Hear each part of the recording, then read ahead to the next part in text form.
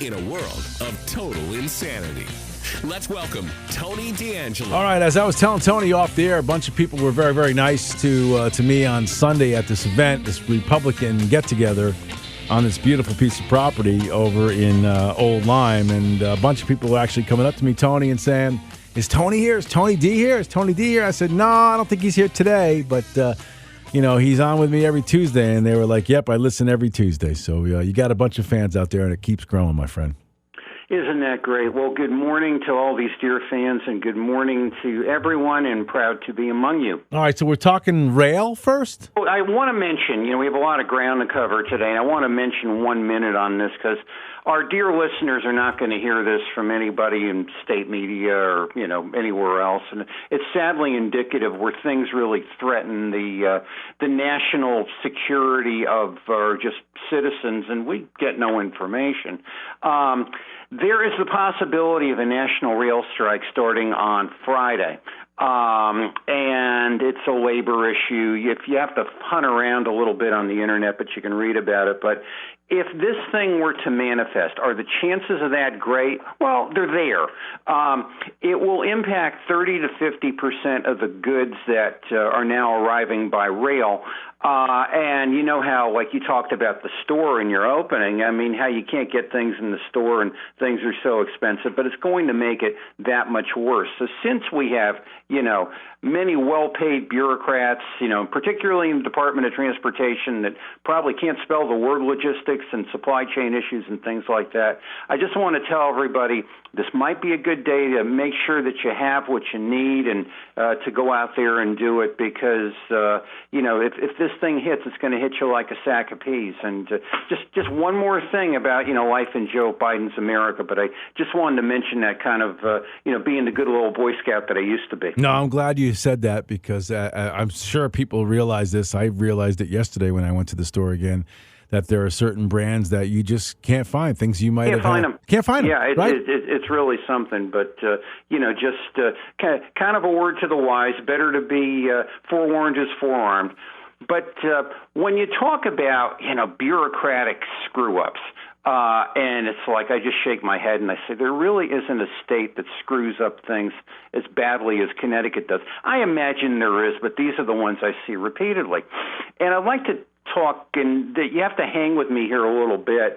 I'd like to talk a little bit about this banking merger that took place on September 2nd between and this is like my main business. This is something I watch, almost daily. I deal with these institutions. I thank God there's not a tape running on me when I am. But M&T Bank took over People's United Bank. M&T Bank is a large outfit out of Buffalo, New York. People's United Bank is an outgrowth of the old People's Bank, which was a mutual bank based in Bridgeport, Connecticut. Now, for those that are unfamiliar, a mutual bank is a bank that's owned by its depositors. People's Bank became a stock company a while back, and banks will do that because they want to be taken over. Now, as far as bank conversions go, as far as the mating of elephants between institutions, I've personally been involved in 8, including 3 here. Conversions are hell. You try to avoid them whenever you can. This one had to be the capital HELL of hells. It's still going on. They're still reporting about it. People are locked out of accounts, hours on hold, really bad damage control, and it's just so bad that finally the Hartford Courant, which the Hartford Courant will never put out anything that's bad about anything where the state is involved. They finally had to say something. At least that's my estimation. And these are processes that are really a parade of serial incompetency to begin with. And most people, their interaction with banking and things legal and things like that is probably a house closing. And anybody that goes through a house closing, boy, I never want to go through that kind of hell again. Well, picture that times 150. And you say to yourself, why? Why is this so bad? Shouldn't we be better? We've got better computers. We've got more information. We've got, we have so many things that should make us better, but it gets continually worse. Now, I can offer a couple of theories about that as a disgruntled old guy. I think it's because younger people in schools are not trained, and it's just the ones I've seen kind of come through here are the ones I deal with, on communication, logistics, how to react, how to, they got their head in the computer and they're real good about that. And the teachers, who I think are largely academic with no practical experience, don't teach that. So, and the communication, which you need in something like that, and coordination, I mean, forget about it. And the worst thing is when all of this happens, people, poor guy trying to pay his bills or trying to do his payroll or pay his mortgage gets terribly hurt. But there's another bigger thing to this whole thing about bank mergers. These venerable community institutions like People's Bank, a mutual, will be here forever for Bridgeport, or New Haven Savings Bank, my alma mater. We will be here forever for New Haven. How do they continually get carpetbagged by these out-of-state institutions? And why, oh why, is there no governmental outcry? Nobody says anything. We don't hear Governor Ned Lamont, not a peep. His handpicked attorney general, not a peep. Political candidates, here's your chance to sign. I could read down, candidates for attorney general and their websites and what they want to do, and other people who are not a word. Tell me how you're going to do this better, because this is the job of an attorney general, to protect the public. Sorry I had to tell you that. And no one says anything. And then I begin to wonder, can you do better? So it's like, it starts to get pretty scary. Now, back to the people in power, back to the Lamont bench, back to Tong. Why is nothing happening? Why is there silence? It has something to do with the history of something known as the bribe, B-R-I-B-E, bribe. And let me tell everybody out there how this all works. This is a playbook. And, why you're sitting there, why you can't get on the phone, why you can't get any results of what's happening, why nobody gives a red rat's tail about you, it goes back to the late 2000s. The first of these was Blue Cross Blue Shield. When they demutualized in favor of Anthem. And there was this whole thing of local jobs, and Blumenthal was the AG, and we can't have this, and this is terrible. Well, all of that stopped when a foundation was established and the promise of jobs to remain, which, of course, never, ever, ever makes the back pages like a year and a half later. My personal one is New Haven Savings Bank. Now, New Haven Savings Bank was in New Haven because I ran the ops of the trust department there for 8 years. I was there for 8 years, but 175 years it was there. There was a community board. It was something owned by its depositors. It was like, we will be here. We are here for you. And when the then bank president died, it was like, okay, he's cold. Get him out of here. We're going to do a public merger. Now, what we started to see at this point was a massive protest. Just everybody's like, how dare you do this to the community? Lee Elci, we would laugh. We would be up on the 8th floor or the 12th floor or wherever we had, and we would look down on the green, and there were these protests with the Boise Timber Brigade. It was everybody. They're tearing apart our community. We never saw these people in our bank. They had nothing to do with it. They walked right by it. But there was a game, and the game was the minute $25 million was forked over to the New Alliance Bank Foundation and to set up the Start Community Bank, everything ended just nothing. So when we go through all of this, are we really surprised when cash gets flashed around? These community boards just kind of say, "Oh, that's great." The politicians walk away, and the quote unquote the community bank never happens. And let's go to this latest deal, M&T and Peoples, and now the process of the bribe, if you will, is almost Bosie Kimber doesn't have to come out anymore. This is almost an automatic. The M&T Bank flashed over $25 million. That seems to be the magic number, and as part of the $8.3 billion acquisition, a mere bag of shells. And Joe Ganim, of course, you got to go through the dance. He said, "I'm going to take all my accounts out of M&T Bank." Well, he quickly shut up when M&T Bank gave a $25 million foundation, shall we say, contribution, to which their VP, Mike Keegan, says, this is something that's going to be a racial equity and justice lens, and we're very sensitive to the community. We're looking at mission-driven investments, and we've talked to a whole lot of people. And when Joe was asked to say, "Well, how do you feel about this, Joe?" Joe, of course, didn't say a word. He's just playing a part in a play. And it's again the promises of we will keep employment. So once again we have the political thing, we have the dead silence, we have the political candidates where you wonder if the light is going on. This is a part of what you're supposed to do in politics, is protect your constituency.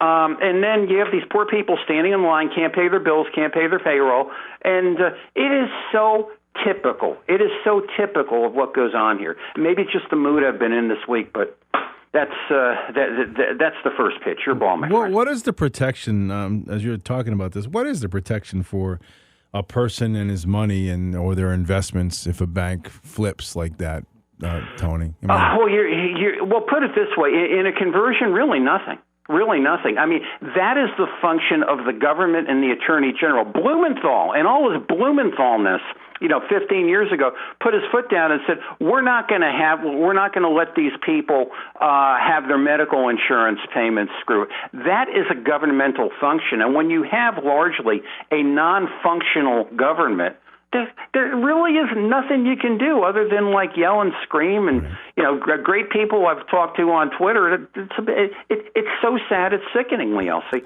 Tony D'Angelo is our guest. You can follow him on Twitter, Tony D'Angelo7. It's a great follow. You should do it. Get on there now and click that follow button. He's got all kinds of great information. By the way, as you were talking, out of the corner of my eye, I noticed Amtrak has canceled a bunch of actual routes because of this impending strike, and they're saying now, get ready for holiday prices to be 5 times as much as they were last year. And of course, the other thing you got to watch for is sympathy strikes. And, those things will break out at a moment's notice. Good point that you mentioned, though, because there is something, and this is not my area, so please don't get angry with me if I get this, some parts of this wrong, but there is legislation known as Taft-Hartley where the president in the national interest can say, let the trains run. I think the last time that happened was George Bush and CSX about 30 years ago. But the bag here with Biden, if Biden even has anything happening in what used to be the Biden brain as well as the Biden brain went on, is he's bought off by the union. So will he even raise a finger? And plus, he's got to fight off the people in his party that think trains are evil. So it's nerve-wracking. All right, get on to number 2. Let's look at when you're talking bribe and what you don't hear a lot about. Remember Dr. Renee Coleman-Mitchell. She was the head of the state health department, and she has when last heard from, had a racial discrimination lawsuit, and she was complaining about what had happened to her very sincerely as it appeared, and we haven't heard anything maybe in the past 5 or 6 months. And, why have we not heard anything? Well, they are now behind closed doors negotiating. There is a joint request for referral for a settlement conference, and they're trying to do this thing out in mediation. And this will go on and on and on and on. If it does not get to, quote unquote, a point where everybody can walk away, maybe not happy, but at least resolved, there will be a trial set in about a year from now in 2023, of course, after the elections, and who will be there, and, will Ned still be the governor? And typically, from what I understand, this is how these things, they start with a whole lot of flash, they start with a whole lot of bang, and then there's many people here with a lot to lose. Ned doesn't want his business in the street, and of course, Dr. Mitchell has been complaining about the fact that she's not able to work, and I'm sure she's getting legal bills and things like that. So you can expect for that to settle. But there's a bigger thing about this. So it's typical to this state, and it's part of where nothing is really brought out and looked at, I think, in the light it needs to. Millions of dollars are going to be forked over under a cloak of secrecy and a cloak of silence. And here we are, Lee Elci. Here's Lee Elci. Here's Tony D'Angelo. Here's Leo Ficini. Here's whosoever. We pay for this. We pay for government screw-ups. We pay for the continual incompetencies of what goes on. They can go, like you're saying in your monologue, they can go, they can run, they can do whatever in the heck they want. And, here we are, kind of like the guy in Bullwinkle with the broom after the elephant. We're writing the check. And it's just that, I think as people, I think as citizens, we've got to demand a higher level of acuity from somebody in office and somebody running for office. We continually pay for this nonsense, and it's terrible. And we're going to pay here. We won't even know what we're going to pay. I couldn't agree with you more, too. I don't know. I was talking about this with a couple of different people either late last week. Sometimes the days fly by, and I don't remember which day it was. But there's this misconception and misperception, I guess, that because they're wearing fancy suits and you see them on TV, that for some reason these folks know what the hell they're doing, and they don't. No idea. There's some of them who have no idea what they're doing. They get elected because they're in a fortunate district, or they're a good campaigner, or somebody backed them. And now, this is not everybody, but I would say the majority of folks who are sitting in some very important position, in some very important office, that you all think because they're a politician and they represent you, they know what they're doing. A lot of them don't, Tony. Well, and they look nice and they speak well. And the thing that you pointed out this morning, which is so true, and you pointed it out, just the zero accountability as far as what's there, is once they start on something and it's a loser, They never try to pick up they're not accountable. They go on to the next thing. What will work for me politically? And it has nothing to do with, governance and representation. And that's the part that's really, all right. It's terrible. We're all paying for it. I agree. Terribly. All right, you want to squeeze in semaphore? Let's go really quickly. September 7th, this most recent semaphore suit. You can look this up on the PACER website for the federal courts. HELO, H-E-L-O versus, the cast of characters at Semaphore. Where it's particularly interesting and different from the other suits is that this is the first suit down the line that alleges fraud, F-R-A-U-D, on the part of Semaphore. Those wonderful people that gave us the COVID tests and things like that. Where they're alleging the fraud, now this is from a security standpoint and from an investment standpoint, but it dovetails nicely into what we've been talking about and covering here, is that they overguessed on something that they called third-party payments. Third-party payments are like the tests, COVID payments or whole genome sequencing type payments, and they overguessed on that revenue. And when you look at that, basically, and you wonder why this happened. Is it because it was folks like us complaining about, hey, don't use us like a pinball machine or or a candy machine or something like that? Why do you keep coming back here to get money? Did this go on in the other states? Just to give you some figures. First quarter, the revenue is $53.9 million.